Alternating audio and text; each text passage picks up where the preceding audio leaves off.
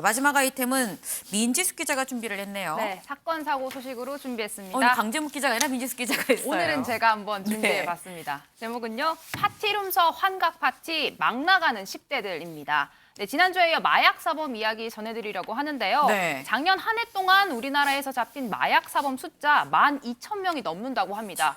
역대 최고 숫자를 기록했다고 하는데 네. 저희가 이 마약 사범 단속 영상을 준비했는데요. 김포시에 있는 한 창고에서 약 18만 명이 동시에 투약할 수 있는 이 대마가 적발이 됐다고 합니다. 네. 보시면 온실처럼 꾸며진 공간입니다. 오. 실험실 같기도 한데 네. 저렇게 온도 조절을 하면서 대마를 실내에서 재배를 한 겁니다. 네. 이 방 옆에는 이 파티룸 공간이 꾸며져 있었다고 하는데요.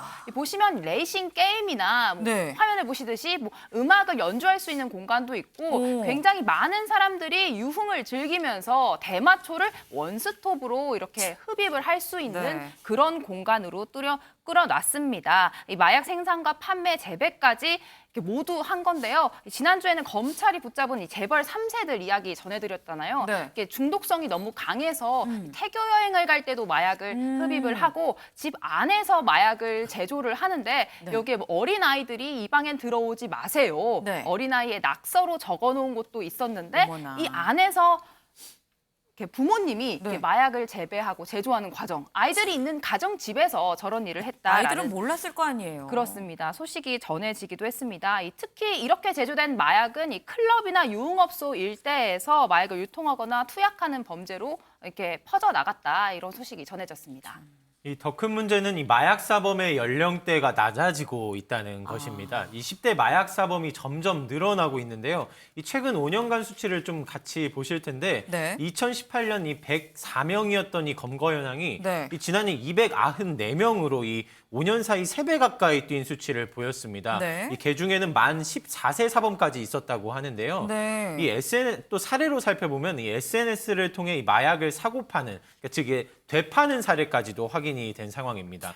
이 고등학생들이 이 마약 판매 사업 구상에까지 들어가면서 이 도말가에 구매한 마약에 한 10배 정도 웃돈을 얹어서 되파는 작업을 한 것으로 확인이 되는데 네. 이들이 챙긴 이익만 현금 5천여만 원, 또 이 가상 자산으로는 3천여만 원 등에서 8천만 원에 좀 달하는 걸로 확인이 됐고요. 네. 이 경찰이 직접 압수한 그 마약들, 뭐 필로폰, 엑스터시, LSD 등 종류별로 압수를 했다고 하는데 네. 이 소지하고 있던 마약만 또 파악해 보니까 이 4억 900만 원 상당의 마약을 소지하고 있었다는 것으로도 알려져서 이 충격을 전했습니다. 네, 아니 지금 우리가 뭐 학원에서 이 학생들이 뭐 만났다 뭐 지금 이런 얘기도 있습니다.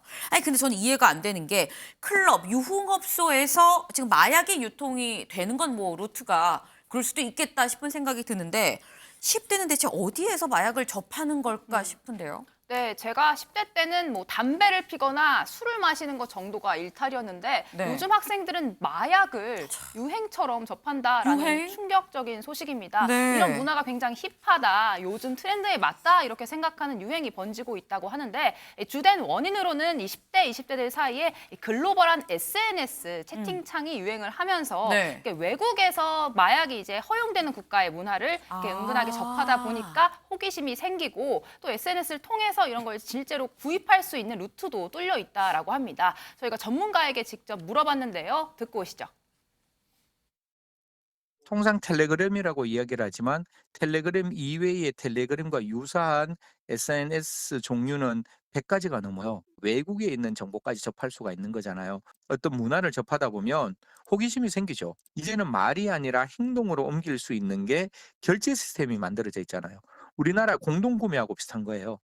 이게 한번 해볼까라는 죄의식 없이 호기심에서 그걸 가지고 오는 경우가 굉장히 많은 거죠.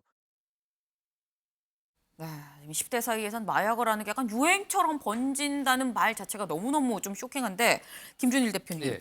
10대 마약 사범 이거 어떻게 해야 될까요? 그 법무부 통계에 따르면 2017년에 119명 10대 마약 사범이 있었는데 네. 2021년에 450명으로 늘었어요. 그러니까 한 네. 4배 정도 늘었다고 보시면 될 것 같습니다. 그래서 일단은 완전히 막는 거는 불가능해요. 지금 한국도 더 이상 마약 청정국이 아니고 말씀하셨다시피 텔레그램이나 각종 이제 SNS를 통해서 은밀하게 구입을 할 수가 있으니까 네. 일단은 계도 교육이 좀 필요할 것 같고 법무부가 올해부터는 이제 네. 마약 중독 실태를 10대도 조사를 한다고 그래요.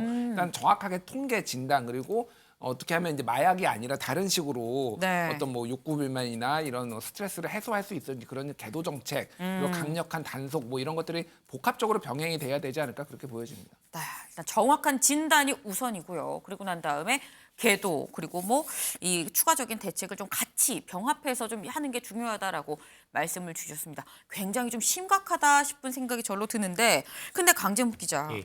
우리나라 사실 마약이 아예 완전히 금지가 돼 있는 나라인데도 이런데 뭐 일부 마약, 그 대마 같은 게 좀 허용이 되는 미국 같은 경우는 되게 좀 심각한 것 같더라고요. 네, 그렇습니다. 좀 함께 좀 전해드리면은 특히 펜타닐이 악마의 마약이라 불리는 이 마약과 전쟁 중입니다.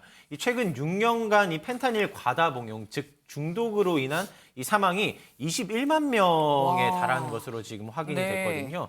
이 18세에서 49세 사이 사망 원인이 이 자살이나 코로나19 등 사망자보다 이 최근 봤을 때 더 많은 수치를 보였다는 것입니다.